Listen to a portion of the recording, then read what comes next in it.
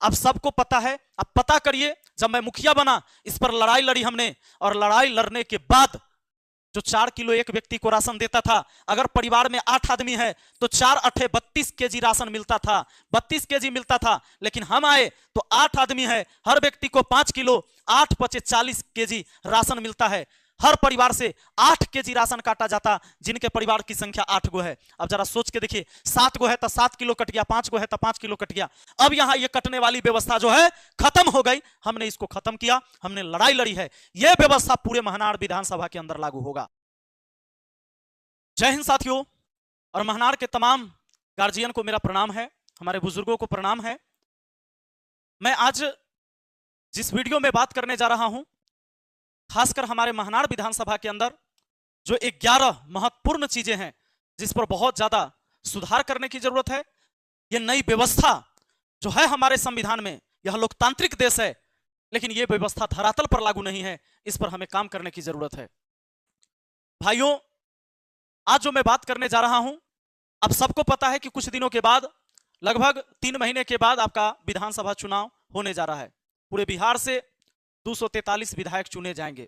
वैसे ही हमारे यहां भी हमेशा चुने जाते हैं, इस बार भी कोई ना कोई चुना जाएगा, और यह चुनने का काम जनता करती है। यह लोकतांत्रिक व्यवस्था है, हर 5 साल पर एक बार आपको मौका मिलता है, और यह मताधिकार का प्रयोग हर किसी को करना चाहिए, क्योंकि यह आपका अधिकार है, यह संविधान आपको अधिकार देता है। मैं सबसे ज्यादा किस काम पर विशेष ध्यान देने जा रहा हूं, आइए जरा सा हम इस पर चर्चा करते हैं। हमारा सबसे पहले है शिक्षा और स्वास्थ्य सेवाएं बेहतर करेंगे। शिक्षा व्यवस्था और स्वास्थ्य सेवा बेहतर करेंगे। दोस्तों, आप जानते हैं मैं जिस फील्ड से हूं, जो मेरी पृष्ठभूमि रही है, मेरा परिवार कोई राजनीतिक परिवार नहीं रहा है। शिक्षा से जुड़े रहे हैं, और आज देश के 60 लाख से अधिक विद्यार्थी मुझे फॉलो करते हैं, और डिजिटल तरीके से हमने उनको पढ़ाया और जोड़ा। वैसे मैं ऑफलाइन से शुरुआत किया था। शिक्षा का पूरा परिदृश्य बदल रहा है, लेकिन अगर धरातल तक नहीं पहुंचता है, गांव गांव तक नहीं पहुंचता है, तो नई शिक्षा के जो तरीका है, शिक्षा ग्रहण करने के जो तरीका है, आज डिजिटल क्लासरूम की क्रांति है, लेकिन यहां पर वही घिसी पिटी व्यवस्थाएं हैं, और उसी से हमारी शिक्षा जो है चल रही है, रेंग रही है। तो इसको व्यवस्था बेहतर करना होगा। स्वास्थ्य सेवा जो है, स्वास्थ्य सेवा की स्थिति आप देख लीजिए। जो पैसे वाले लोग हैं वो बढ़िया हॉस्पिटल में जाकर अपनी इलाज करवा सकते हैं, लेकिन गरीब के लिए सरकार ने हॉस्पिटल बना दी है, पर हॉस्पिटल के अंदर व्यवस्थाएं क्या है वो किसी से छुपा हुआ नहीं है। बिल्डिंगें बना देने से नहीं होगी, डॉक्टर केवल वहां रख देने से नहीं होगा, बहाल कर देने से नहीं होगा कर्मचारी को। अगर एम्बुलेंस है तो एम्बुलेंस सुचारू ढंग से चलना चाहिए। अगर हम स्वास्थ्य व्यवस्था को ठीक करना चाहे तो उसके अंदर जो सुविधाएं हैं, जो तकनीकी कमियां हैं, उनको बेहतर बनाने की जरूरत है। आज एक व्यक्ति को सिर फूट जाए, गहरी चोट लग जाए, हाथ पैर टूट जाए, तो हमारे यहां सरकारी हॉस्पिटल में वो व्यवस्था नहीं है कि उसका इलाज सही से यहां से हो सके। आप यहां से सदर हॉस्पिटल जाएंगे, वहां पर भीड़ होगी पूरे जिला का, उससे ज्यादा होगा तो आपको रेफर करके पटना पीएमसीएच, एम्स भेज दिया जाएगा, जहां पूरे बिहार का लोड है। यह लोड को कम करने के लिए अपने क्षेत्र में महनार हो या जंदाहा हो, जहां हमारा स्वास्थ्य केंद्र है, इसके अंदर बेहतर व्यवस्था करना होगा। इसके लिए हम काम करेंगे, और ये प्रमुखता से इस पर हम काम करेंगे। थाना, अनुमंडल और ब्लॉक के अंदर घूसखोरी को बंद करवाएंगे। अब सब जानते हैं कि सबको सैलरी मिलती है, उनको सैलरी मिलता है काम करने के, लेकिन आम जनता से सबसे ज्यादा ठगी की जाती है। दलाल यहां पर बैठे होते हैं, और बिचौलियों के माध्यम से रिश्वतखोरी होती है यहां पर हर एक काम के लिए, चाहे वो गरीब से गरीब व्यक्ति राशन कार्ड ही क्यों बनवाने ना जाए, जातीय, आवासीय, आय प्रमाण पत्र, शौचालय, आवास, किसी भी मामले में आप अपने ब्लॉक पहुंचते ही हैं, और बिना रिश्वत के, बिना दक्षिणा के आपका काम नहीं होता है। बहुत जरूरत है इस पर लगाम लगाना। अगर रिश्वतखोरी लीगल नहीं है तो इसे बंद होना बेहद जरूरी है। अगर ये बंद नहीं होता है तो समझ लीजिए इस समाज को दीमक की तरह यह खोखला कर देगा, खा खा कर खोखला कर देगा। थाना, अनुमंडल और ब्लॉक में जनता कुर्सी पर बैठकर अपनी समस्या पदाधिकारी को सुनाएंगे, यह व्यवस्था लागू होगी। यह लोकतांत्रिक देश है, जनता यहां राजा होता है, और इन जगहों पर चाहे थाना हो या ब्लॉक हो, अनुमंडल हो, जनता की हिम्मत नहीं होती है कि अधिकारी पदाधिकारी के सामने कुर्सी पर बैठ जाए। जब वो इतना प्रिपेयर नहीं है मेंटली कि वह उसके सामने बैठ सकता है कुर्सी पर, जबकि वही राजा है। अगर यह व्यवस्था लागू धरातल पर नहीं है तो कहां से वो अपनी समस्या को सुना पाएगा और कौन अपनी उसकी समस्या को समाधान करेगा? कोई नहीं कर सकता है। सबसे पहले हमारी ये व्यवस्था लागू होगी कि आदमी जब जाएगा, जनता जब जाएगी इस दफ्तर में, तो उसको सबसे पहले कुर्सी मिलेगा। वहां चपरासी है पानी पिलाने के लिए, तो क्या वो सिर्फ उन अधिकारी के लिए है? जनता राजा है, उसको पानी पिलाया जाए, फिर उससे पूछा जाए बिठाकर चेयर पर कि बताइए आपकी समस्या क्या है और किस लिए आप यहां आए हैं। लोग यहां से भटकते भटकते पैर घिस देता है, उसका चप्पल जूता घिस जाता है। जब यहां से नहीं होता तो जिला में भटकता है, लेकिन उसको सुनने वाला कोई नहीं होता है। व्यवस्थाएं हैं, व्यवस्था को लागू करना होगा, यह धरातल पर लागू करना होगा। यह आपका जनप्रतिनिधि ही कर सकता है, क्योंकि जनप्रतिनिधि होता है जनता की आवाज, और जब जनप्रतिनिधि का आवाज बंद रहेगा तो जनता कुछ नहीं कर सकती है। हम यह व्यवस्था लागू करेंगे कि सबसे पहले आप जाएंगे तो आपको चेयर दिया जाएगा वहां बैठने के लिए, और तब आपसे पूछा जाएगा कि बताइए आपकी समस्या क्या है। आगे है सिंचाई के लिए खेतों तक बिजली पहुंचाएंगे। गांव में पुरानी ट्रांसफार्मर की जगह अधिक क्षमता वाली नई ट्रांसफार्मर लगाएंगे।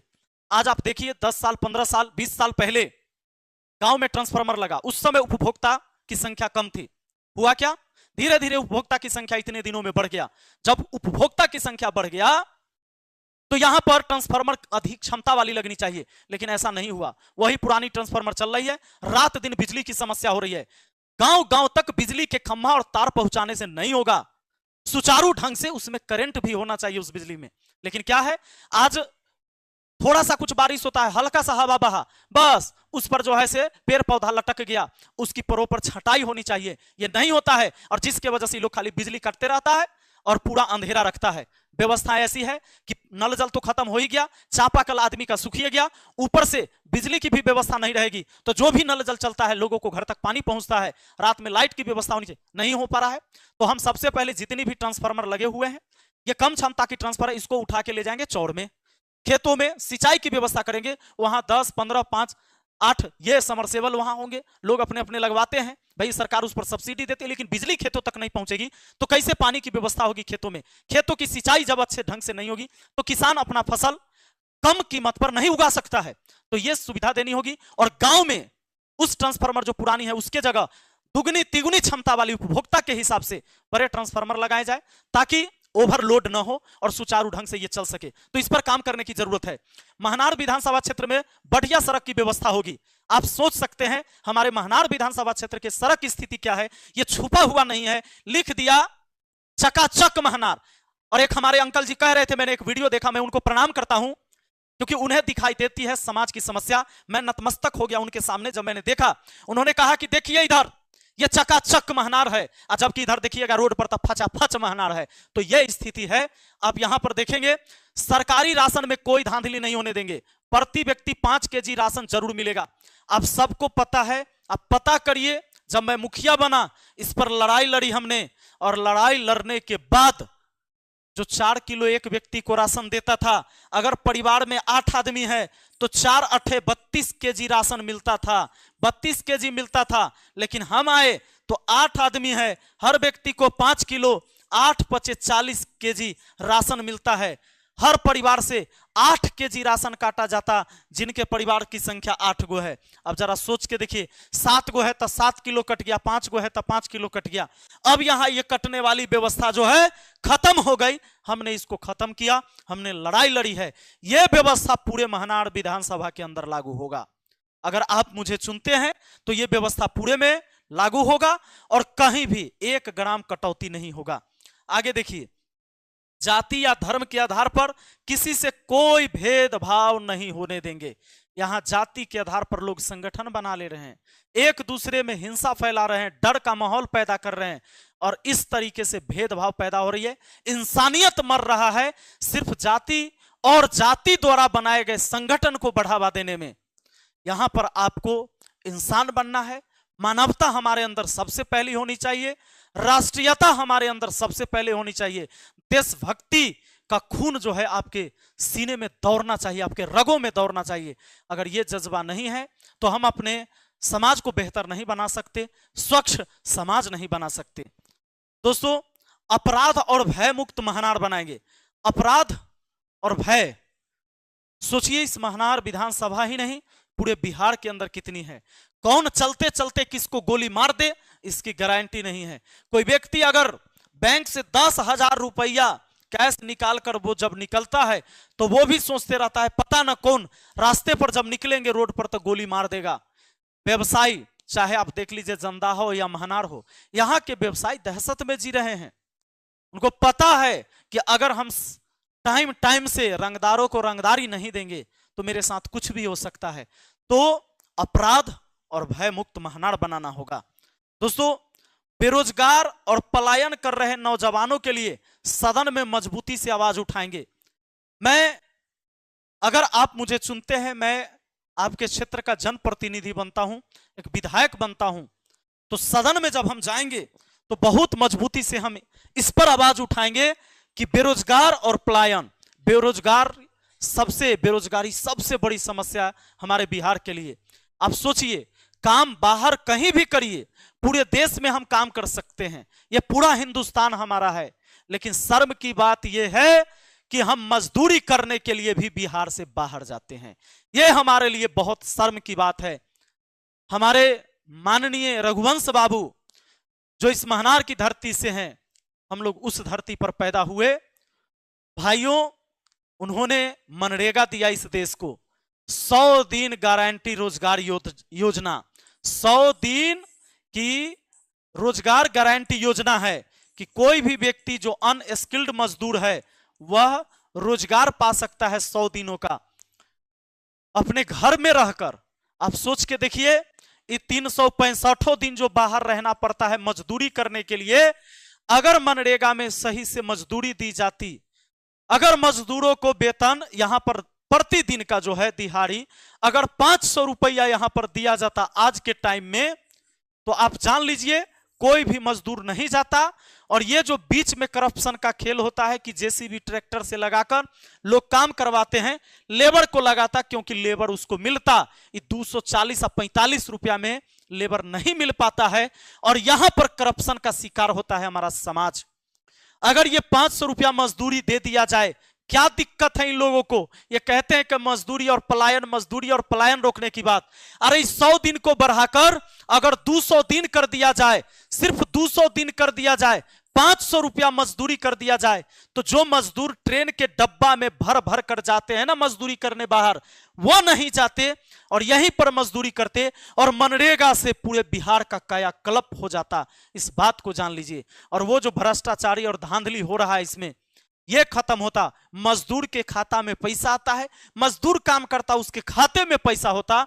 तो यहां पर मनरेगा को सही करने की जरूरत है, इस पर आवाज उठाने की जरूरत है। सदन के अंदर इस पर बात होनी चाहिए कि अगर तुमको मजदूर को सही इज्जत और सम्मान देना है तो इसकी मजदूरी बढ़ा दो, और वही मजदूर से सरकारी योजना में काम करवाओ। भाई, सरकारी कामकाज भी अच्छे से होगा और मजदूर को मजदूरी भी मिल गया। अरे 365 दिन में से कम 200 दिन तो वो अपने परिवार के साथ रह लेगा, लेकिन नहीं, इस पर ये लोग सुधार नहीं कर रहे हैं। दोस्तों, हम इस पर बहुत जोरदार तरीके से हम लड़ाई लड़ेंगे और हमेशा मजदूरों के हक में हम बात करेंगे। समाज के हित में बात होगी, क्योंकि मजदूरों को न्याय मिलेगा तो समाज को न्याय मिलेगा। यहां से सरकारी नौकरी में हो रहे धांधली के खिलाफ मजबूती से लड़ाई लड़ेंगे। आज आप अपने बच्चों को पढ़ा रहे हैं, शिक्षित कर रहे हैं, लेकिन हो क्या रहा है?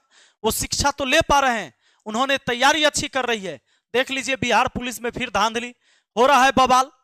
बच्चे लगातार परेशान मुझे कॉल करते हैं कि सर, एग्जाम से पहले ही पेपर लीक हो गया, अंदर से फोटो खींच खींच के क्वेश्चन बाहर चला गया। सर, हम लोग क्या करें? हम तैयारी बहुत अच्छा से किए, हम फिजिकल भी तैयारी करते हैं, हम लिखित परीक्षा की भी बेहतरीन तैयारी करते हैं, लेकिन सर पेपर तो पहले ही लीक हो जाता है, हम क्या करें? 2023 का भी उठाकर देख लीजिए कैसे परीक्षा हुआ, धांधली हुई, पेपर लीक हुआ। कई सारे गिरोह, बिहार से लेकर बंगाल तक के गिरोह छापामारी हुई, उसमें धराए गए, और यह व्यवस्था लगातार जारी है। कौन करवाता है लीक? इसमें जो अधिकारी और नेता बैठे हुए उसके आदमी यही सब करवाता है। दोस्तों, इस पर, इसके खिलाफ आवाज बुलंद करने की जरूरत होगी सदन के अंदर। बाहर हमारे बच्चे आवाज लगाते हैं, चिल्लाते हैं, तो उन पर लाठियां भी बरसाई जाती है। इसके लिए हमें लड़ाई लड़नी होगी। प्रत्येक पंचायत में छात्रों के लिए लाइब्रेरी बनवाएंगे। ये तो पंचायत स्तर पर भी ये कार्य करना था, हमारे यहाँ बना है। बहुत सारे पंचायत में अभी हम घूम रहे हैं तो वहाँ पर लाइब्रेरी की व्यवस्था नहीं है, और बच्चों को पढ़ने के लिए, चूंकि अब एक नया ट्रेंड है शिक्षा जगत में, अलग अलग प्राइवेट लाइब्रेरी खुल गया, लेकिन सरकार की तरफ से सरकारी लाइब्रेरी नहीं है। और लाइब्रेरी खुले तो साथ में लाइब्रेरियन की भी भर्ती हो इसमें, ताकि उसकी देख रेख अच्छे से हो सके और सुचारू ढंग से चल सके। तो ये हमारे महनार के लिए मुझे लगता है कि सबसे महत्वपूर्ण मांग है। ये मेरे फालतू के कोई घोषणा नहीं है कि हम आपको एक बार में अमीर बना देंगे, एक बार में 10 लाख रुपया 5 लाख रुपया दे देंगे, चकाचक आपकी जिंदगी हो जाएगी, आपको कमाना नहीं होगा और भर पेट भोजन मिलेगा, कपड़ा मकान मिलेगा, गाड़ी मिलेगा। ऐसा नहीं होगा, आपको कमाना होगा। इस देश के अगर सच्चे नागरिक है तो मेहनत करना जरूरी है, लेकिन मेहनत का परिणाम अच्छा मुझे मिले, इसकी व्यवस्था लागू करना एक जनप्रतिनिधि का काम है। दोस्तों, इसके लिए लगातार लड़ाई लड़ी जाएगी। ये हमारे काम थे। आपको कैसा लगा? ये हमारी जो घोषणा है हमारे महनार विधानसभा के लिए, और बाहर के जो भी लोग हैं जो हमारे महनार विधानसभा के नहीं है, वो भी जरूर बताइएगा, इस पर राय दीजिएगा कि आपको ये कैसा लगा। बहुत बहुत धन्यवाद। Thank you.